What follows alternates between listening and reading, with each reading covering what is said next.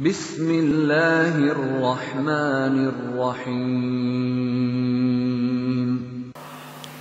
Jadi di zaman Rasulullah juga pernah ada banjir. Ya, baik. Karena ini musim banjir, jadi bahasannya bahasan banjir saja. Bagaimana banjir di zaman Rasulullah Shallallahu Alaihi Wasallam. Ikhwani fiddin a'azakumullah, Bapak dan Ibu yang terhormat, membaca kitab para ulama menghadapi fenomena alam, minimalnya kita mengedepankan 3 perkara penting. Yang pertama, husnudzon billah. Yang kedua, mengedepankan tadabbur, tafakkur, dan tadzakkur. Tadabbur, tafakkur, dan tadabbur. Yang ketiga adalah ikhtiar. Jadi 3 perkara penting ketika kita menghadapi fenomena alam, entah banjir, longsor, angin ribut, puting beliung, dan lain-lain. Yang pertama adalah husnudzon billah. Bagaimana kita berupaya selalu berbaik sangka kepada Allah Subhanahu wa Ta'ala, karena ini akan lebih menenteramkan. Berbaik sangka, walaupun tentu bagi yang mengalami musibah cukup berat, tapi mau nggak mau berhusnudzon terhadap Allah itu akan lebih menenteramkan. Yang kedua, mengedepankan tadabbur, tafakkur, dan tadzakkur. Apa itu tadabbur? Merenungkan, mengkaji, mendalami, memahami apa yang terkandung di dalam kitabullah. Nah, itu tadabbur. Tafakkur, merenungkan, memahami, mendalami, mempelajari apa yang nampak di alam raya ini. Bagaimana Allah mencipta langit, bagaimana Allah mencipta bumi, bagaimana Allah membentang lautan, bagaimana Allah mengarak awan, bagaimana Allah menurunkan hujan. Nah, itu tafakkur. Dan tadzakkur, bagaimana seseorang merenungkan segala kejadian yang bisa mengantarkan kita untuk ingat terhadap Allah Subhanahu wa Ta'ala. Itu disebut tadzakkur. Tadabbur, tafakkur, tadzakkur. Al-Hafidz Imam Ibnu Qayyim Al-Jauziyah menulis risalah kecil. Yang pertama judulnya Husnudzon Billah. Bagaimana kita meningkatkan baik sangka kepada Allah. Yang kedua tadi, tafakkur, tadabbur, tadzakkur. Beliau menulis buku tentang bencana, judulnya Al-Bala wal Ibtila. Al-Bala wal Ibtila. Bencana dan sebab-sebab yang menyebabkan terjadinya bencana. Ibtila. Yang ketiga Bapak Ibu, kita mengedepankan ikhtiar. Ikhtiar artinya upaya, usaha, mencari solusi dengan tidak meninggalkan keimanan kita terhadap qada qadar. Nah, ini penting. Ikhtiar dijalankan, tapi diiringi dengan keimanan terhadap qada qadar. Maka ini menjadi penting. Baik. Di dalam Al-Qur'anul Karim ternyata banyak sekali ayat-ayat berbicara tentang hujan. Nah, jadi di dalam ayat banyak bicara tentang hujan. Sebelum kita masuk pada ayat, mari kita tengok sirah Nabi Shallallahu Alaihi Wasallam untuk menjawab apakah di zaman Nabi pernah banjir. Nah tadi ya, Imam Bukhari dan Muslim meriwayatkan di mana sahabat bernama Anas bin Malik radhiyallahu an, Anas bin Malik radhiyallahu an menceritakan bahwa telah datang seorang laki-laki menghampiri Rasulullah Sallallahu Alaihi Wasallam. Dia datang tergesa-gesa, datang menghampiri beliau dan mengadukan persoalannya. Persoalannya apa? Persoalannya adalah waktu itu Jazirah Arab dilanda kekeringan, kemarau panjang. Maka kata Anas bin Malik, sahabat itu pun mengadu kepada Rasulullah, "Ya Rasulullah, bumi dalam keadaan kering kerontang. Tumbuh-tumbuhan pada mati, hewan ternak binasa, sumur-sumur kami mengering, tiada air." Lalu kata beliau, sahabat tadi, "Ya Rasulullah, mohon doakan kami kepada Allah agar Allah segera menurunkan hujan." Itu permohonannya. Permohonan dilontarkan pada musim kemarau. Maka kata Anas bin Malik, Rasulullah Shallallahu Alaihi Wasallam menjawabnya dengan menengadahkan tangannya tinggi-tinggi ke langit, sampai-sampai kata para sahabat, kami melihat dua ketiak Rasulullah putih bersih.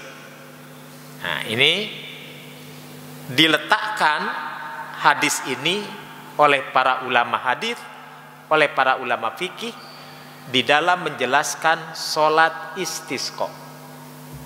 Nah, jadi hadis ini diletakkan di bab sholat istisqa.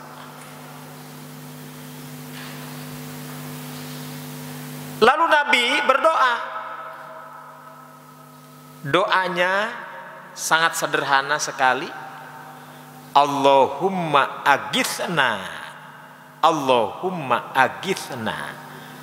Ya Allah, turunkan untuk kami hujan. Turunkan untuk kami hujan. Tak lama kemudian, para sahabat melihat ke langit. Ternyata langit yang tadinya terang benderang, panas, ya, para sahabat menyaksikan awan mulai menghitam, lalu berubah menjadi awan pekat. Dan tak lama kemudian Allah pun menjawabnya doa Nabi tadi. Dalam sekejap hujan pun turun. Hujan turun mengguyur bumi.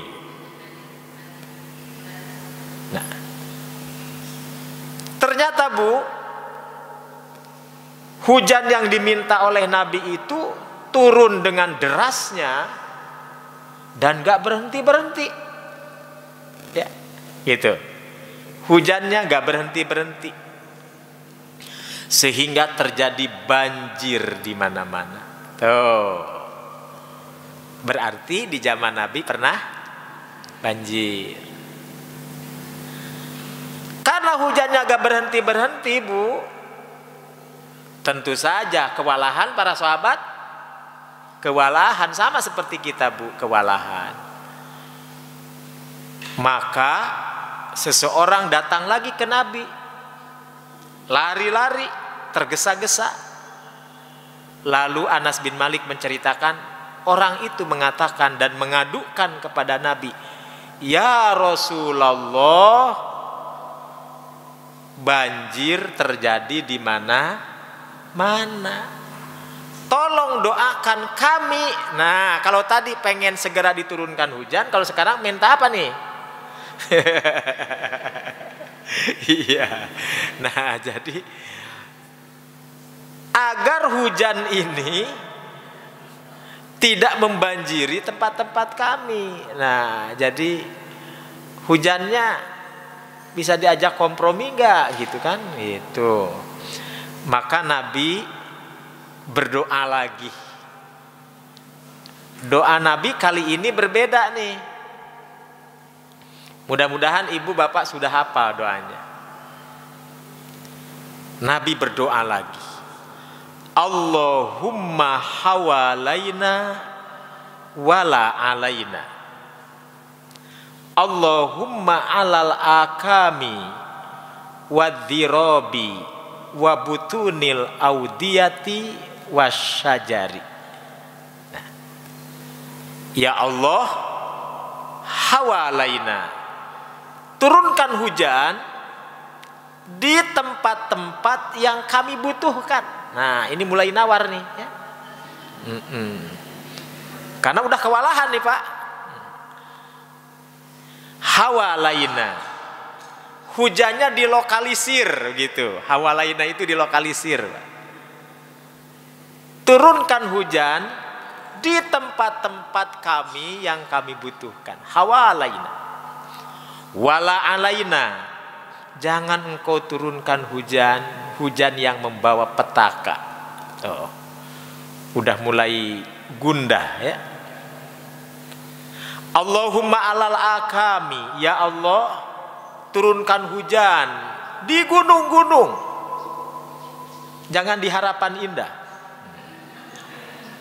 di gunung-gunung, biar petani senang.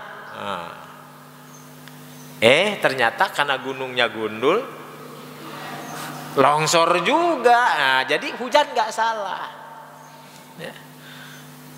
Hujan sudah diarahkan ke gunung, tapi karena gunungnya longsor, ya gundul jadi longsor.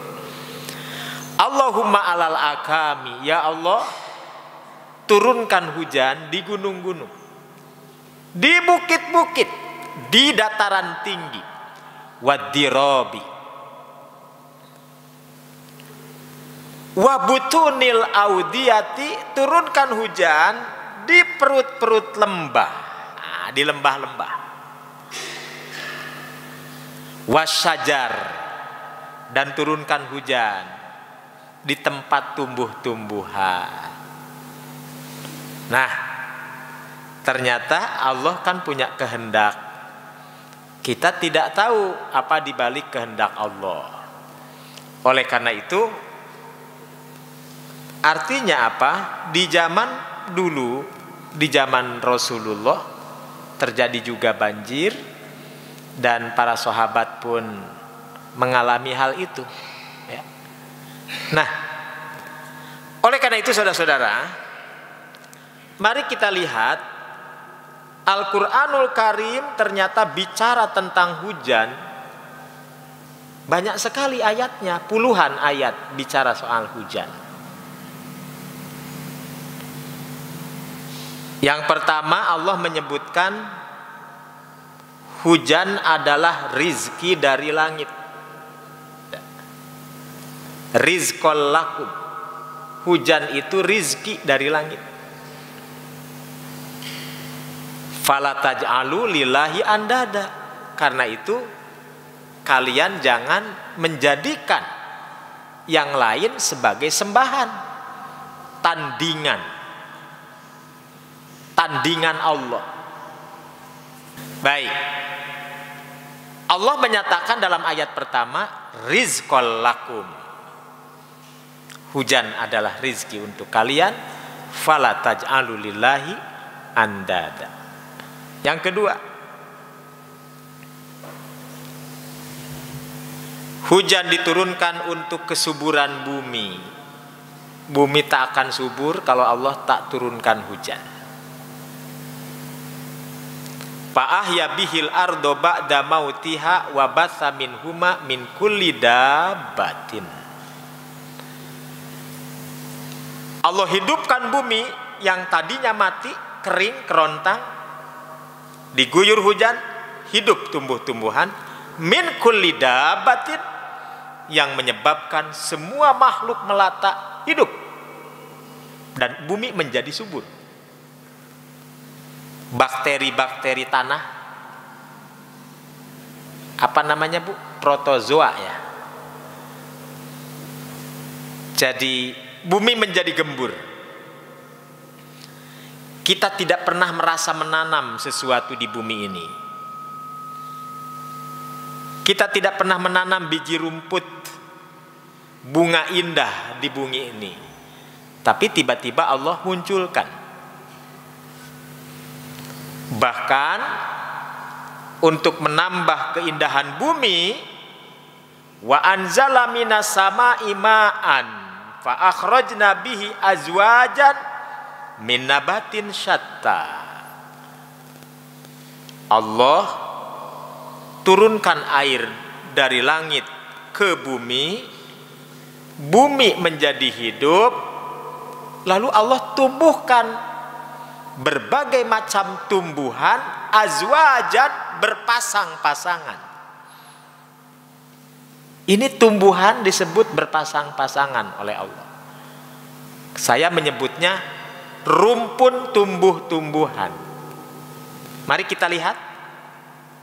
Bunga mawar tumbuh dengan bunga mawar lagi, komunitas bunga mawar. Betul nggak Bu? Bunga melati tumbuh dengan bunga melati. Eceng gondok tumbuh dengan eceng gondok. Wa ana dahru, kata Allah, akulah ad-dahru itu. Uqallibul laila wan nahar, aku gulirkan malam menjadi siang. Wa uqallibun nahara al-lail, dan aku gulirkan siang menjadi malam, malam menjadi siang. Wa ana ad-dahru, akulah ad-dahru itu. La tasubud dahro, kalian jangan suka memakai iklim. Nah, jadi memang adabnya juga ada. Karena itu doanya begitu sangat bagus. Hujan turun, baru gerimis, langsung ingat Allah. Allahumma sayyiban nafi'an. Waduh, hujannya jadi makin besar, makin besar. Bahkan bawa petaka, Allahumma ij'alha rahmatan wala taj'alha adzaban. Waduh, banjirnya nggak kompromi, ya nggak bisa diajak damai juga. Nah, jadi Allahumma hawalaina wala alaina. Allahumma alal akami wadirobi wabutunil audiyati wasyajari.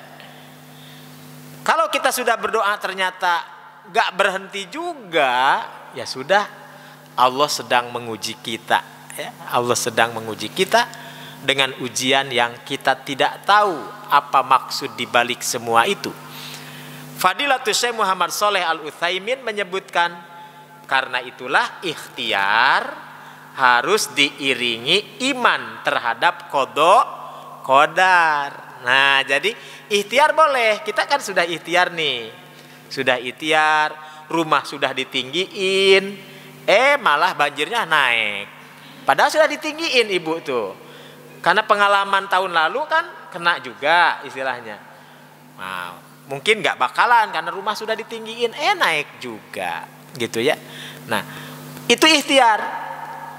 Ikhtiar diiringi dengan keimanan terhadap qada qadar. Maka kata Syekh Muhammad Shalih Al Utsaimin, ada 4 tingkatan dalam memahami qada qadar. Nah, ini 4 tingkatan. 4 tingkatan dalam memahami qada qadar. Dalam kitabnya Al-Qadha wal Qadar. 1, kata beliau, al-ilm. Kita wajib meyakini bahwa Allah Maha tahu apa yang terjadi. Nah, al-ilm. Allah Maha tahu apa yang terjadi. Yang kedua, al-kitabah. Allah mencatat segala macam yang terjadi. Nah, al-kitabah. Allah mencatat segala apa yang terjadi. Yang ketiga, al-masyiah. Al-masyiah itu adalah segala sesuatu terjadi atas kehendak Allah. Dan yang paling terakhir, al-khalq. Apa itu al-khalq? Bahwa semua dicipta oleh Allah Subhanahu wa ta'ala.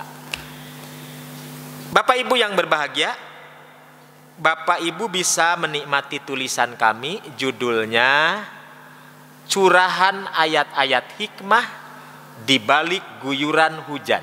Nah,